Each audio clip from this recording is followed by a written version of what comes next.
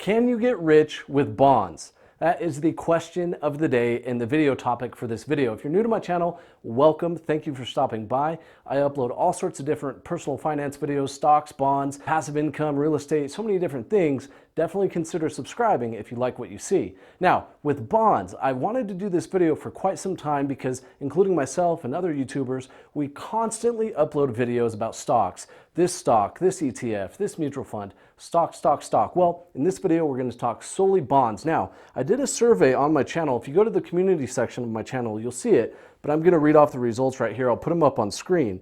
I said, can you get rich with bonds? 14% of the people said yes. 42% of the people said no. 19% said depends.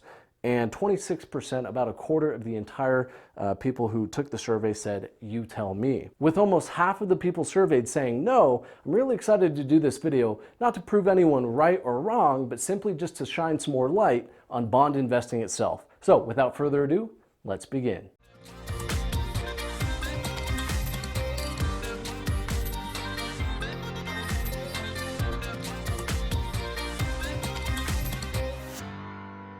Now, before we get into the depth of the video, I think it's really important that we take a quick minute to quickly and clearly define what a bond is relative to what a stock is, maybe for some newer investors or just for a review for the rest of us. So a bond, aka fixed income, versus a stock, aka equity, all a bond is simply a loan to a company relative to when you own stock, you're part owner in the company. So a bond, you act as a creditor, you're loaning your money. Again, versus a stock, aka equity, like you may have heard the term equity before, represents a loan, represents ownership. Generally, and I say generally, these are lower risk relative to stocks. Now, you have to be careful that when you compare bonds to stocks, you're comparing apples to apples, meaning if you were to take a Toys R Us bond, right, which we all know what happened to them, they went down the toilet. So you take a Toys R Us bond, which is a high-risk bond, and you compare it to, say, McDonald's stock. Well, even though McDonald's stock, that's stock, it's still safer than that Toys R Us bond. So whenever you compare bonds to stocks, that's where I think a lot of confusion comes into play, is you have to make sure you're comparing a Toys R Us bond to Toys R Us stock. Right? So there's many examples where owning a stock of a certain company is much safer in reality than owning the bond of some other random company with a terrible credit rating. So that's why I say generally they are lower risk and generally stocks are higher risk, although higher return, higher potential for return with stocks. The return on investment, how you make money from a bond, is based on the credit rating, which I'll put up on screen right now. And don't worry about all the different A's and B's and C's and really what it means. Just know this, there's really two main credit ratings. Either you're investment grade or you're not, right? Kind of similar to us, right? When we go for a car loan, if we have really good credit, we're gonna get low rates. Well, same with a bond of a company, say McDonald's, for example, they're investment grade. So when they issue bonds, they really don't have to pay a lot because people who own McDonald's bonds know that they're not really a high-risk company versus Toys R Us or Joe's Bicycle Shop or you name it, some smaller company, maybe with shaky credit quality or maybe not the most cash on their balance sheet. They're going to have to issue bonds with a much higher interest rate because they know that it's more risky for shareholders, I shouldn't say shareholders, for bond owners to own those bonds. So again, there's really two different grades of bonds, either your investment grade or your junk. So the return on investment is based off of the credit quality of that particular company, of that particular bond, whereas the return on investment with stocks is earnings, of course, economic conditions, market conditions, you name it, right? There's many different things that impact your return on investment when you own a stock that's publicly traded. Now, bonds typically have a life, it's called maturity. Corporate bonds typically have a timeline of about 5 years, give or take, whereas stock, for the most part, is perpetual. It's just ongoing, right? If you own Ford stock, you can own that same share stock for 50, 60, 70 years, however long you decide, unless the company goes out of business or gets acquired by another company. Now, the big question, can you get rich with bonds? And this is where I want to look at some average returns over the course of 20 and 30 years. So let's talk about the average equity investor, right? The average stock market investor. And, I'm not saying anyone watching this is average, right? We have experts, we have beginners. Let's just talk about the broad average, right? Anyone who invests in the S&P 500. Well, this data, and I'll post the sources below in the description, the data, the last 20 years, and again, they don't do these studies every year, so you see that, I have to work with the timelines a little bit here. For the past 20 years, ending 2015, the S&P had a total return of almost 10%, whereas the average investor got over 5%. Now, people are always wondering, well, why is that? Well, let's take a look 30 years. Another study was done. The S&P, 10.2% annually. Average investor, this is sad. This is a 2 actually. I need to, the tape messed that up. 2.6%. So 2.6% annually. That is terrible. And here's how, I'm going to put this up on the screen really quick. Here's how to not be an average investor, right? If someone is watching this worried that they might be an average investor, the people who have better market returns than the average investors, they do nothing, right? A conscious and thoughtful decision to do nothing is still a form of action. Have your financial goals changed? If not, your portfolio was built around your long-term goals. A short-term change in the market shouldn't matter, right? Like right now at the filming of this video, China, oh my gosh, we have a disagreement on trade with China, the sky is falling, right? Well, I guarantee you later this fall in the winter, we're gonna have another thing that the media is talking about where the sky is falling, right? Everybody sell, right? Impending, recession. So believe me, there's gonna be things every quarter that seems like the sky is falling. But if you own quality, you have a long-term investment time horizon, it doesn't make sense to take short-term action. Number 2, your money is like a bar of soap. The more you handle it, the less you'll have, right? Buying in and out, selling, trading, buying too much of something, not staying diversified, right? Number 3, never sell equities in a down market, right? If your funds are allocated correctly, you should never really need to sell in a down market cycle unless for some reason you need the money. Never sell something based on fear.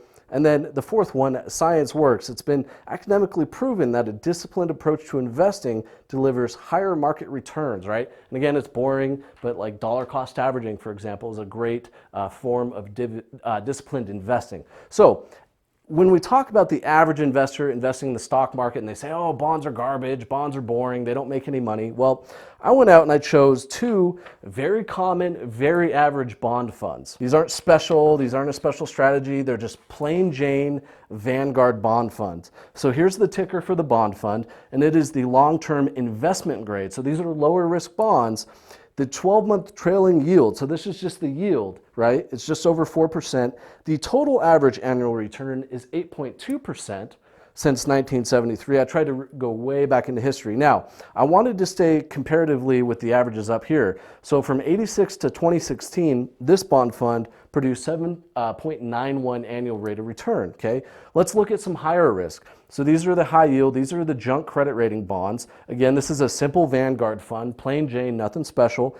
The 12-month trailing yield on this is over 5.5%. The total average annual return since 78 is 8.31%. And then the 20-year, again, from this time frame is 7.26%.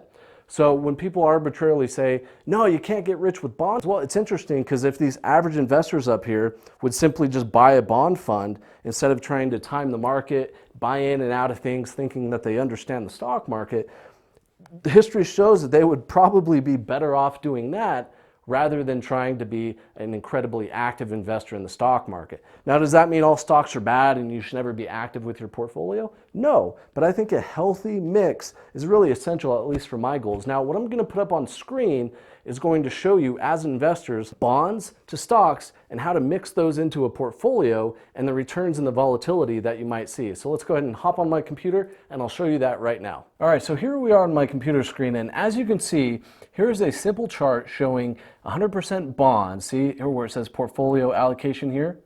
So here we have 100% bonds, and here's the average return over the past essentially almost 100 years, okay? The average return of bonds any given year that 100% bond portfolio will give you. Here's the average downside, and here's the average upside, right? So here's the average volatility. Here's what your account balance could look like any given year, 32.6%, or it could be down 8.1%, but average rate of return is about 5.29. And then it goes on and on and on, all the way up to 100% stock, which you average just over 10% annually, but at any given point in time, in a year, it could be down 43.5% or 54.4% up. And you'll see it has changed to 100% down here with stocks. So I'm going to go back a little bit and clear this off. And it's really interesting because in one of my videos where I did 36,000 to million, how to become a millionaire, I used about a 7% annual average rate of return, and of course compounding as you reinvest. And so if we look at a 50-50 portfolio, 50% stocks, 50% bonds, we can see that it has returned an average of about 8.17%. And if we look at 100% stocks, about 10.09. Now, if we look at volatility, at any given point in time, you can take a 43.5% hit, probably 2008. Now, if you had 50-50, right, 50% stocks, 50% bonds, you're going to cut your volatility in half, while really, you're not really giving up that much potential gains. It's really interesting what bonds can do for a portfolio. Of course, stocks are going to beat bonds, 100% portfolio, but what does that mean to the average investor, right? These returns are if the stocks are just left to return and do what they need to do, right? The average investor, the reason the average investor doesn't have these types of returns is because they get in and they do those 4 things, which I said not to do earlier on in the video. So yeah, stocks tend to return more than bonds if they're left alone to do their job. But again, with human interference, you tend to have, the average returns tend to be down here in an all stock portfolio, which is insane. So that's why I love this 50-50 split, and Vanguard makes a lot of funds that are 50-50 or 60-40 or 40-60, and you can see you get really good average returns for much less volatility comparative to a 100% equity portfolio. All right, so that's all I have for this screen. Let's jump back out of my computer. Thank you so much for watching. Again, if you're new to my channel, definitely consider subscribing. If you enjoyed this content, let myself and YouTube know by giving me a thumbs up on the video, and I'd love to hear your comments in the comment section down below. So thank you so much for watching, and we'll see you guys next video. This is your basic mortgage bond.